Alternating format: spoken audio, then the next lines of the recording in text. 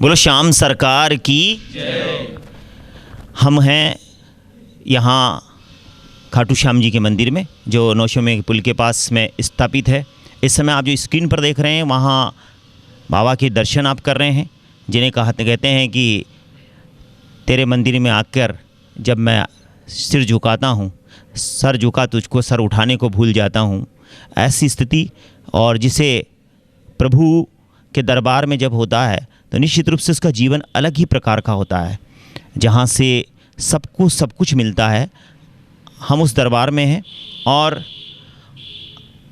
RM TV के दर्शकों को प्रदीप पवार का नमस्कार। कैमरामैन मुकेश शर्मा, श्रीराम शर्मा डिजिटल के साथ हम आपको आज इस अवसर पर अंतर्राष्ट्रीय कथावाचक, जिनकी कथाओं में नवरस का प्रयोग होता है, जिनकी कथाएं सुनने के बाद लोग उनके दीवाने हो जाते हैं, मैं आपसे इस वक्त अंतर्राष्ट्रीय कथावाचक सम्मानित श्री अनिरुद्ध जी खंडाल और अनिरुद्ध जी महाराज जिन्हें कहते हैं, और जिनके बहुत ही स्मार्ट व्यक्तित्व, यूँ समझ सकते हैं कि जिनकी कथा में नवरस का उपयोग, नवरस का प्रयोग देख सकते हैं। उनकी कथाओं में आनंद होते हैं, लोग उनके दीवाने होते हैं। ऐसा लगता है कि उनकी कथाएं जब सुनी जाती हैं तो बहुत ही मदमस्त करने वाली होती है। भगवान के जो आध्यात्मिक, यहाँ जहाँ से यूँ कह सकते हैं कि जो आत्मा से परमात्मा तक का जो सफ़र है, जो यात्रा है, उसको उनकी कथाओं में हम महसूस करते हैं, आभास करते हैं। आज हम आपको उनसे मिला रहे हैं। ऐसे व्यक्तित्व तो हमारे साथ में हैं जिन्होंने कि इस टोंक ज़िले का नाम ही रोशन किया है। मेरा अभिप्राय यूँ है कि वो दूनी में जन्मे और उन्होंने पूरे हिंदुस्तान से बाहर भी कथाएँ करके टोंक ज़िले का नाम रोशन किया। अभी वो हैदराबाद रहते हैं, लेकिन अभी आजकल उनकी कथा यहाँ श्याम मंदिर में चली। आइए उनसे मिलते हैं और जानते हैं सबसे पहले कि उनकी दृष्टि में जीवन क्या है। सबसे पहली बात उनसे करते हैं कि जीवन है क्या, वो क्या सोचते हैं।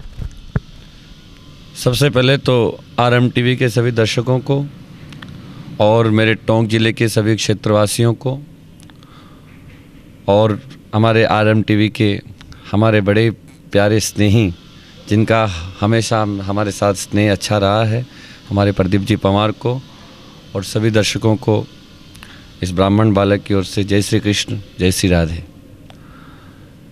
जैसा कि आपने कहा कि जीवन हमारी दृष्टि में क्या है, तो जितना मेरा अध्यात्म जीवन रहा है उस दृष्टिकोण से मेरा यही मानना है कि हर मनुष्य जीवन का दो धर्म होते हैं, एक लोक धर्म और एक परम धर्म। लोक धर्म वो होता है जीवन का जिसमें आप अपनी सामाजिक जिम्मेदारियां, अपनी आर्थिक उन्नति, अपने लिए सब कुछ करना, अपनी आने वाली पीढ़ी के लिए सब व्यवस्था करना, ये आपका लोक धर्म है। लेकिन जीवन का जो परम लक्ष्य है उसे कहते हैं परम धर्म। और वो परम धर्म अगर मनुष्य पाल लें तो मेरे दृष्टिकोण में वही सार्थक जीवन होता है हर मनुष्य का। और वो परम धर्म है उस परम तत्व को जानना। वो परम धर्म है जिसने आपको सब कुछ बख्शा है, जिसके लायक हम नहीं थे, उससे भी कहीं अधिक जिसने हमको दिया है, उसके प्रति हमेशा हम कृतज्ञता का भाव रखें और हमारे मानव जीवन में उसको जितना हो सके उसको जानने का प्रयास करें, उससे प्रेम करें। हालांकि उसको जानना हमारे वश की बात नहीं है, हमारी बुद्धि वहाँ तक नहीं जा सकती, फिर भी हरि अनंत, हरि कथा अनंता, जितना हो सके हमारे सामर्थ्य के अनुसार हम इस मानव जीवन में आएँ और उसको जानने का प्रयास करें, उस परम तत्व से जुड़ने का प्रयास करें। मेरे हिसाब से मनुष्य जीवन में कि यही सार्थकता है कि आप हर काम करें, क्षेत्र के आप जिस क्षेत्र में हैं उस क्षेत्र में आगे बढ़ें, सब कुछ करें, हर लोकाचार निभाएं, लेकिन साथ ही साथ मन में ये भाव रखें कि इस मानव जीवन का ध्येय सिर्फ और सिर्फ उस परम तत्व को, उस ठाकुर को जानना है। यही मेरे हिसाब से सही जीवन है। मैं आपसे और एक जानना चाहूँगा कि जो कथाएं आपने, कितनी कथाएं की होंगी अब तक, लगभग यूँ संगमा जाए तो कितनी कथाएं आप, छोटा सा जो जीवन काल है उसमें कितनी कथाएं कर चुके होंगे। ठाकुर जी की ऐसी अनंत कृपा रही है मुझ पे। वैसे तो मैं प्रारंभिक काल में संगीत के क्षेत्र में ही था और भजन संध्याएं यही पहले मुख्य कार्य था, लेकिन फिर प्रभु की कृपा हुई और संतों के कहने पर, हमारे सद्गुरुओं के मार्गदर्शन पर फिर मैं वृंदावन गया और वहाँ से हमारे गुरु हैं श्री शिवकरण जी पांडे, वहाँ से मैंने भागवत का अध्ययन किया श्रीनाथ धाम में। और उसके बाद 2012 के अंदर 2012 में मैंने पहली कथा की, जो मेरी ही मातृभूमि दूनी गांव में मैंने अपनी प्रथम कथा की। उसके बाद ठाकुर जी की ऐसी कृपा रही कि इन 6 सालों में 6 साल के अंदर करीब करीब मैंने 100-125 भागवत कथाएं भारत के विभिन्न कोनों में की है। मैं कथा को लेके नहीं जाता हूँ, मेरा मानना है कि मेरी कथा मेरे को लेके जाती है, मैं जहाँ भी जाता हूँ। तो तभी से ये कारवां चल रहा है। अब हरि की कृपा के ऊपर निर्भर करता है कि ये कारवां कहाँ तक चलता है। वैसे अब जीवन का मुख्य ध्येय यही है कि जितना हो सके ये जीवन व्यासपीठ के ऊपर ही गुजरे और व्यासपीठ के माध्यम से जितना हो सके समाज का हम कितना आध्यात्म सेवा दे सकें, यही मेरे जीवन का अब परम लक्ष्य है। महाराज, ये कथा तो आप कर रहे हैं, लेकिन कथा में कथा करना और कथा को का जीवन में जो आम जन जो सुन रहा है कथा को, क्या आप अपनी व्यासपीठ से उन विषयों को भी उठाते हैं, कथाओं से जोड़ते हैं जो विषय समाज के ज्वलंत विषय हैं, जैसे भ्रूण हत्या, कन्या भ्रूण हत्या है, दहेज प्रथा है, अन्य भी जिस तरह देश प्रेम से जुड़ी हुई कई बातें, आतंकवाद है, अन्य कई बातें हैं जो इस देश को ज्वलंत रूप से तय करनी है। समाज का यूँ समझ लीजिए, समाज में जिस तरह से हमारा बढ़ावा हो रहा है, समाज जहाँ परिवार जहाँ टूट रहे हैं, उन बारे में आप क्या कहते हैं, उस बारे में क्या सोचते हैं? क्या कथाओं में आप एक व्यासपीठ से इन बातों को कथाओं से जोड़ते हुए उठाते हैं या नहीं उठाते हैं? कि हम अभी श्याम बाबा के दरबार में, मैं चाहूँगा आप इस बात को सबके साथ बताएँ, शेयर करें। देखिए, कथा और जितने भी पुराण हमारे ऋषियों ने लिखे हैं, वो कथाएं इसलिए ही लिखी गई है कि जो हमारा जो नित्य का जो जीवन, हमारी जो दैनिक क्रिया है और हमारे जो सामाजिक जो हमारा ढांचा है, उन कथाओं से हमारे समाज में, हमारे जीवन में, हर इंसान के व्यक्तिगत जीवन में सुधार आ सके, समाज में सुधार आ सके। ये कथाएं लिखी ही भगवान की हर लीला हमारे हर दैनिक नित्य कर्म से जुड़ी हुई है।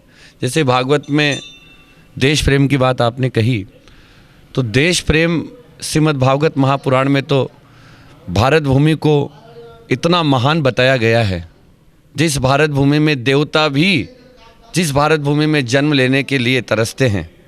तो श्रीमद् भागवत महापुराण में ये प्रसंग भी आता है कि हमारे भारतवर्ष का नाम पहले अजनाब खंड था, फिर राजर्षि भरत आए और राजर्षि भरत ने जब इस अजनाब खंड का शासन संभाला, तभी से इस अजनाब खंड का नाम भारतवर्ष हुआ।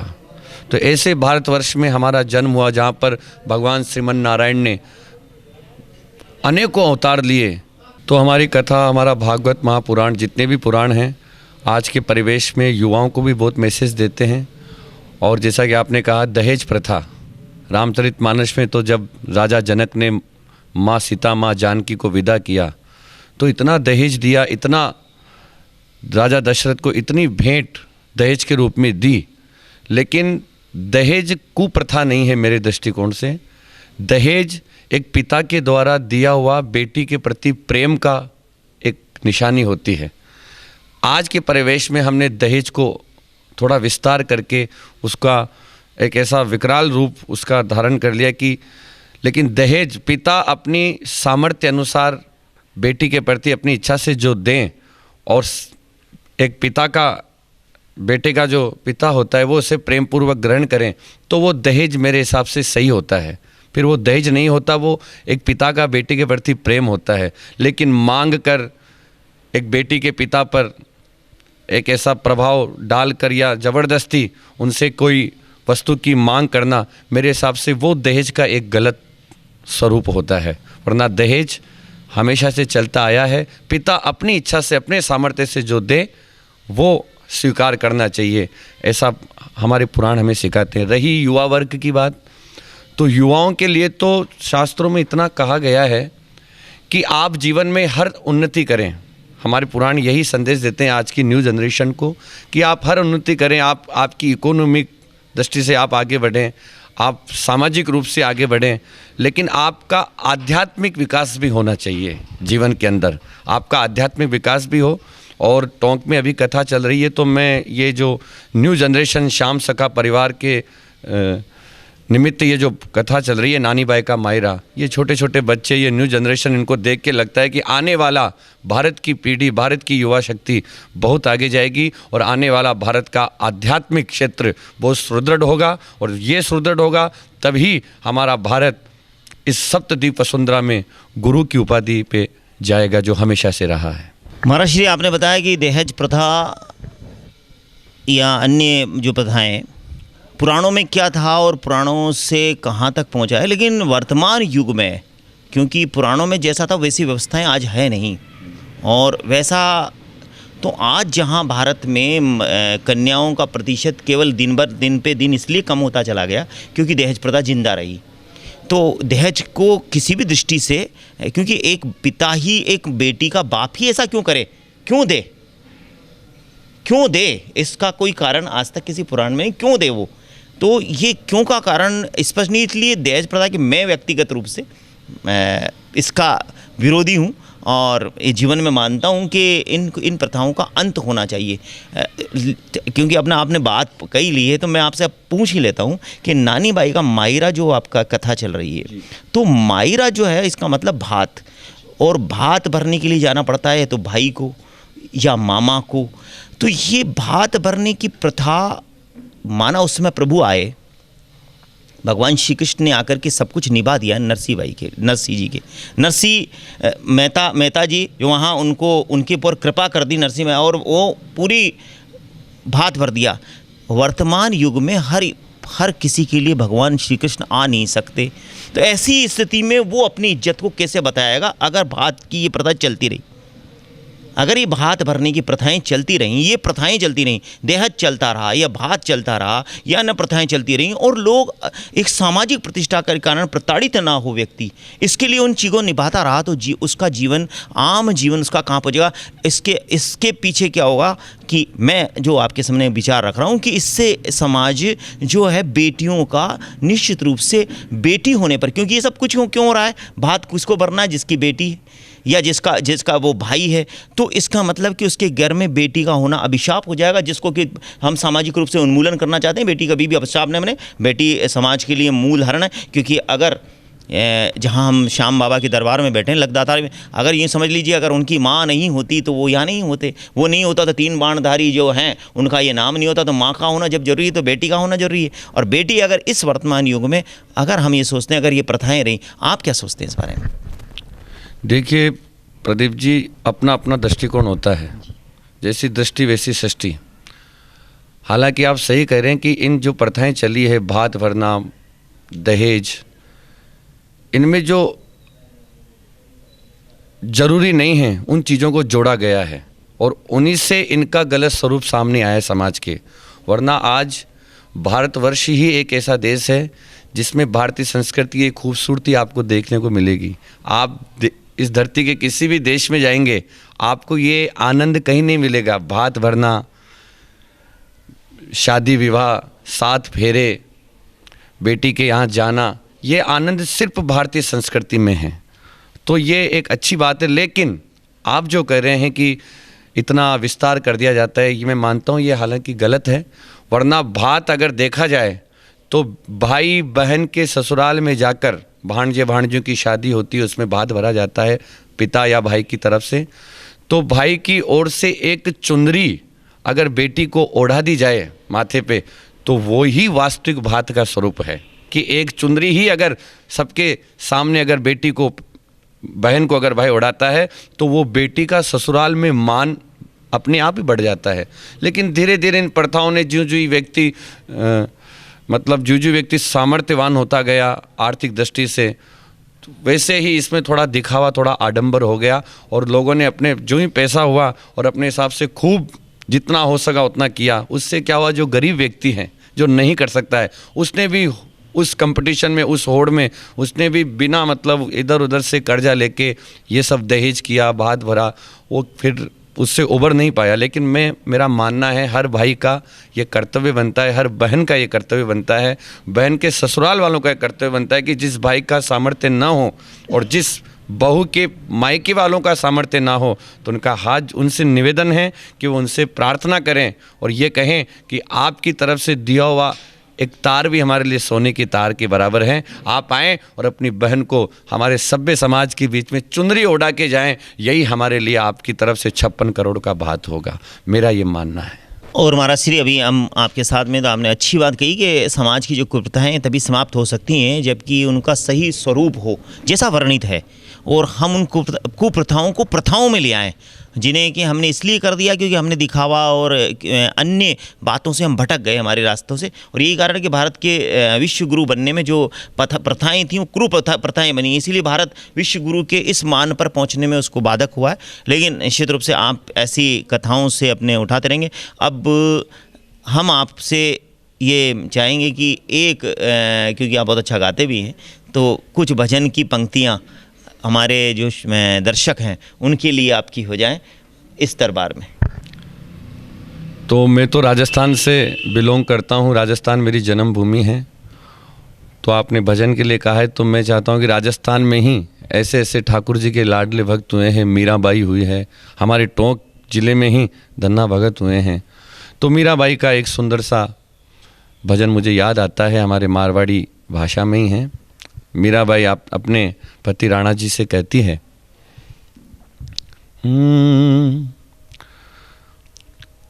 हाथ में एक तारो लियो और भगवा की नौ भेष, अजियावो म्हारा सांवरा गढ़ मेड़तणी रे देश। मीराबाई कहती है, राणा जी था को राखो गढ़ चित्तौड़, मैं आज वृंदावन जावाला, वृंदावन जावाला, हरि का लाड लडावाला। मीराबाई ने कहा, राणा जी था का गेणान पाछो लीजो, ओ जी माँ का झांझ मजीरा दीजो। राणा जी में तो मिंदरिया में जाकर हरि का, मिंदरिया में जाकर ए घूमर घमकावाला, वृंदावन जावाला, हरि का लाड लडावाला। अब महाराज श्री के साथ में, तो जब उन्होंने बहुत सारी बातें बताई है, तो अब हमें जाएंगे जब इस कि वह टोंक में ये कथा कर रहे हैं, तो श्याम सखा परिवार यहाँ पर जब ये कथा करवा रहा है, तो टोंक की जनता को क्या कहेंगे, या यूँ समझ लीजिए कि जितने दर्शक हमारे इसको देख रहे हैं, इस आपके इस उद्बोधन को, उनको क्या कहना चाहेंगे? मेरे क्षेत्रवासियों को और आपके चैनल के सभी दर्शकों को मेरा एक ही संदेश है। चूँकि मैं अध्यात्म जगत से जुड़ा आदमी हूँ, तो मेरा इस छोटा सा ये अध्यात्म जगत में कथा में मेरा जितना भी अनुभव रहा है, उस अनुभव के आधार पे कह रहा हूँ सभी जनता को, सभी दर्शकों को, कि जितना हो सके, जितना बन पड़े, आप अपने निजी जीवन से समय निकालें और थोड़ा समय अध्यात्म में दें, धर्म जगत में अपना समय दें, जितनी हो सके सेवा करें, क्योंकि आपकी दी हुई सेवा ही देश सेवा है। हम हर आदमी जाके बॉर्डर पे देश सेवा, देश की रक्षा नहीं कर सकता, लेकिन हम, आप जिस क्षेत्र में हैं, टोंक जिले में आप रहते हैं, अपने गली मोहल्लों को स्वच्छ रखें, स्वच्छता बनाए रखें, देश की सेवा में योगदान करें और धर्म कर्म जहाँ भी कथाएं भागवत होती है उसमें बढ़ चढ़कर हिस्सा लें और देश सेवा में भी लगे रहें और अध्यात्म सेवा में भी लगे रहें। और मेरे क्षेत्र के सभी युवान भाई बहनों से भी मेरा यही करबद्ध निवेदन है आप सबसे कि जितना हो सके आप घूमें फिरें, एंजॉय करें, हर कार्य जो जीवन में करने का होता है वो आप करें, लेकिन उसमें से जितना भी समय निकलता है, चाहे वो 1 घंटा, आधा घंटा, तुलसी 1 घड़ी आधी घड़ी, आधी में पुनि आध, तुलसी संगत साधु की मिटे कोटि अपराध, तुलसीदास जी ने कहा है कि जितना हो सके आपका 1 मिनट नहीं तो आधा मिनट सब कार्य करने के बाद जो समय आपको मिलता है वो समय आप उस हरि को भजें। मेरे टोंक जिले के सभी युवान भाई बहनों से और सभी क्षेत्रवासियों से मेरी यही प्रार्थना है कि आप अध्यात्म में रुचि बढ़ाएं।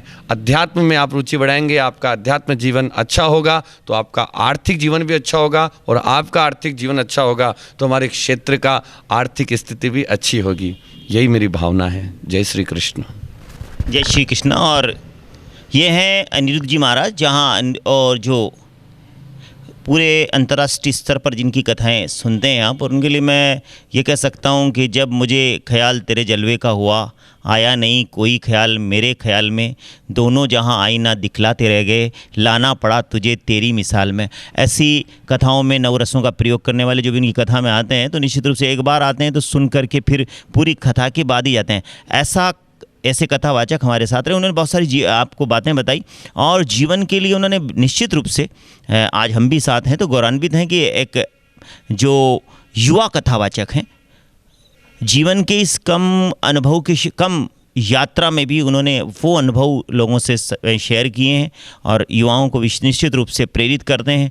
ऐसी ही उनकी प्रेरणा बनी रहे, इस शुभकामना के साथ हम श्याम सखा परिवार, जो कि उन्हें यहाँ जिनके आमंत्रण पर वह टोंक पधारे हैं, उन सबको साधुवाद देते हुए आप सबको इस बात के लिए, क्योंकि जैसा उन्होंने तुलसीदास जी के ने कहा और जैसा कि ये कहा जाता है कि जीवन में कुछ क्षण हो जो हम उसके स्मरण में निकाल दें तो निश्चित रूप से जीवन सफल हो जाए। ये किसी एक धर्म की बात नहीं, ये केवल शास्त्र और पुराण की बात नहीं, ये संपूर्ण धर्मों का सार यही कहता है, जो उसका है कुछ पल के लिए, उसके लिए है तो ईश्वर उसके साथ है। इस उम्मीद के साथ, क्योंकि जहाँ पे कृपा राम की हुई तहाँ पे कृपा करे सब कोई।